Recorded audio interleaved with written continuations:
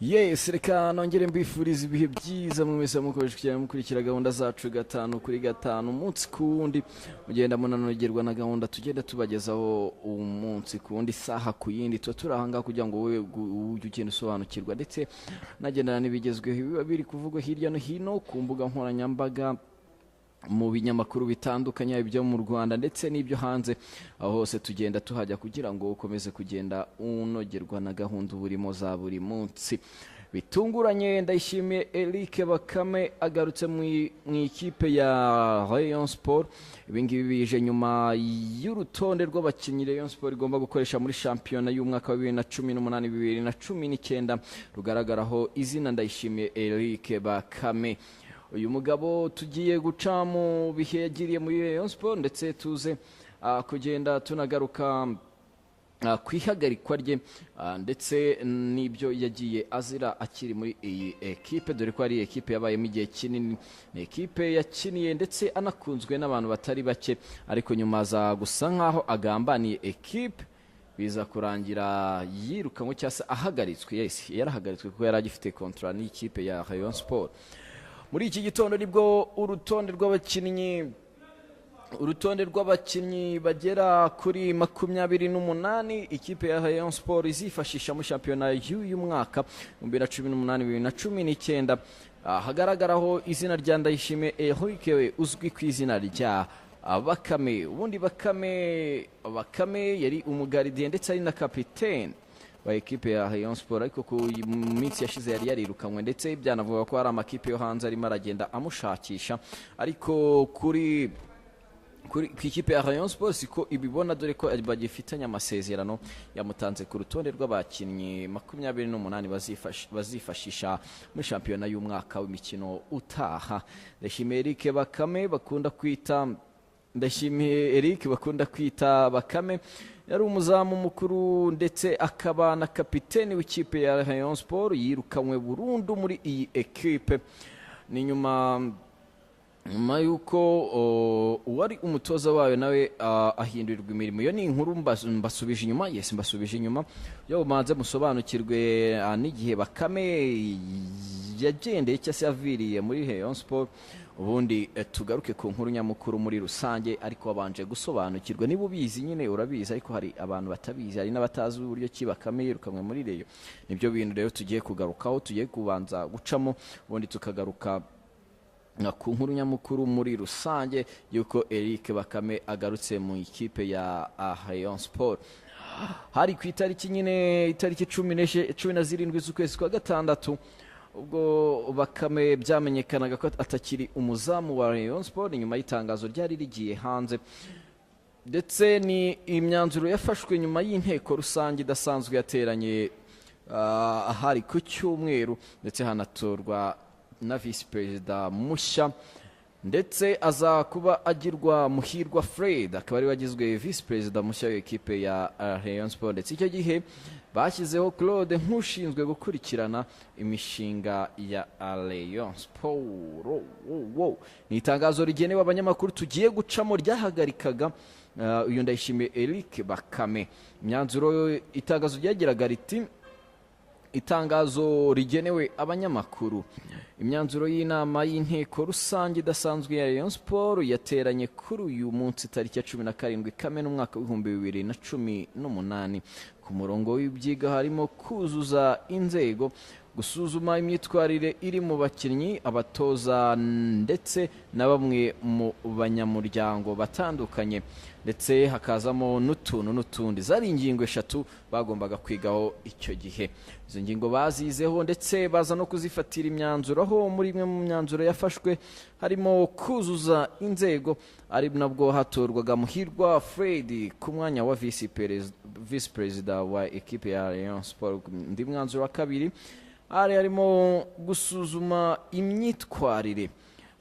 Hashyizweho urwego rushinzwe imyitwarire mu bakinnyi ndetse n'abakozi ndetse n'abafana muri rusange. Hemejwe ko umukinnyi Ndayishimiye Eric uzwi nka Bakame ahagarikwa mu ekipe, ndetse n'abandi bakinnyi bafite imyitwarire idahwitse bagakurikiranwa. Utuntu n'utundi mu twaganiriyeho harimo abitabiriye inteko rusange bamenyeshejwe ko ekipe ya Rayon Sport izitabira Sekafa Kagame Cup izabera muri Tanzania guhera tariki ya 28 Kamena 2018. Iri tangazo ryasinyweho na Itangishaka Bernard, akaba ari umunyamabanga uhoraho wa ekipe ya Rayon Sport. Aho ngaho rero nari mbasubije inyuma kugira ngo mumenye impamvu nyamukuru Ndayishimiye Eric uzwi ku izina rya Bakame yaba yarirukanwe muri iyi ekipe ya Rayon Sport. Ariko ibyo ngibyo nkwibutse ko nanone ari nyuma y'amajwi Bakame yaganiraga n'umufana we, ndetse umufana we aza kuyashyira hanze mu buryo bwatunguye abantu benshi, aza gusakara henshi mu itangazamakuru aho Bakame yagambaniraga iyi ekipe. Bakame ku rutonde rw'abakinnyi 28 Rayon Sport izakoresha mu mwaka w'imikino wa 2018-2019 yaje kugaragaraho. Ekipe ya Rayon Sport yamaze gushyikiriza ishyirahamwe ry'umupira w'amaguru mu Rwanda urutonde izifashisha mu mwaka w'imikino wa 2018-2019 aho mu bakinnyi 28 izifashisha harimo na Ndayishimiye Eric Bakame wahagaritswe muri ekipe kugeza igihe kitazwi. Muri Kamena 2018 nibwo iyi ekipe yafashe umwanzuro wo guhagarika uyu munyezamu wari na kapiteni w'ikipe igihe kitazwi bitewe no kumushinja kwigambanira.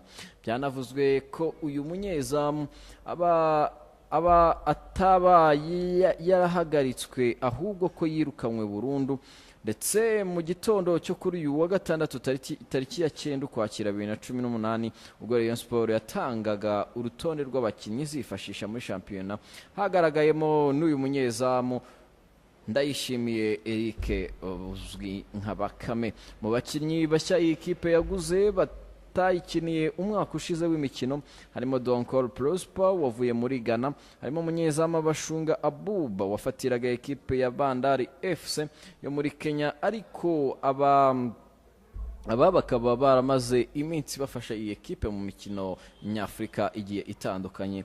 Abandi bakinnyi harimo umunyezamu Mazimaka Andre ndetse na Mudeyi Suleiman bavuye muri Musanze FC, hakaza Habimana Hussein wavuye muri Police FC, hakaza Bukuru Christophe wavuye muri Mukura VS cyase Victory Sport, hakazamo Salpong Michel wavuye muri Ghana, ndetse hakazamo Iradukunda Eric Ladu wavuye muri AS de Kigali.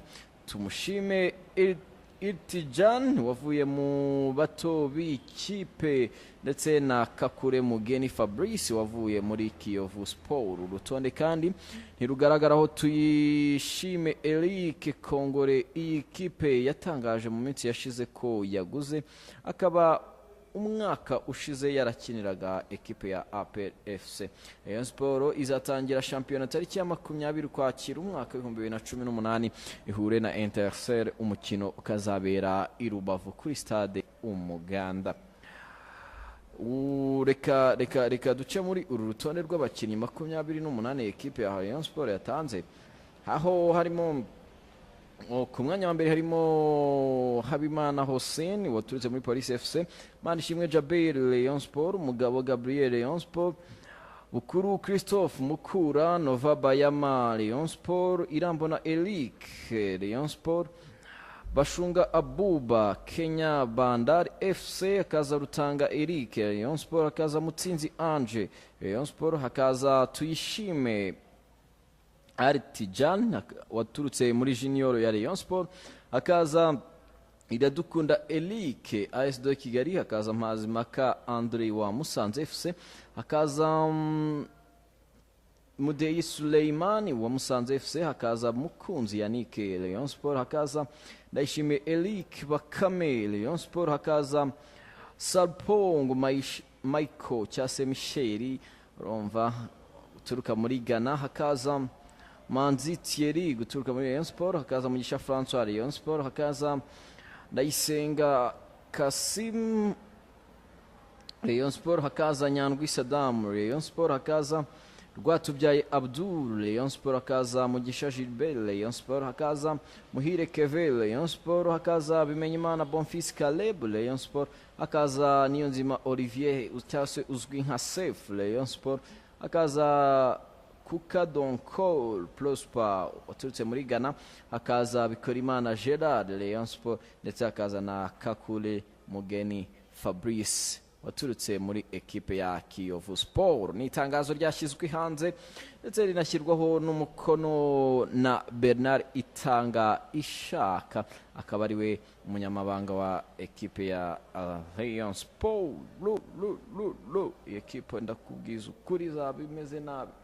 Yes, ngaho ngukoreye rukora subscribe, ibyo ngibyo ahubwo sinzongera no kubisubiramo kuko mumaze kumenya ukuri, mumaze kumenya ko ari twe wa mbere kukugeza amakuru. Nawe rero inkuru zacu ujye uzisangiza inshuti zawe zikomeze kugenda zimenya ibigezweho kandi zinajyana n'ibigezweho. Reka nkwifurize ibihe byiza.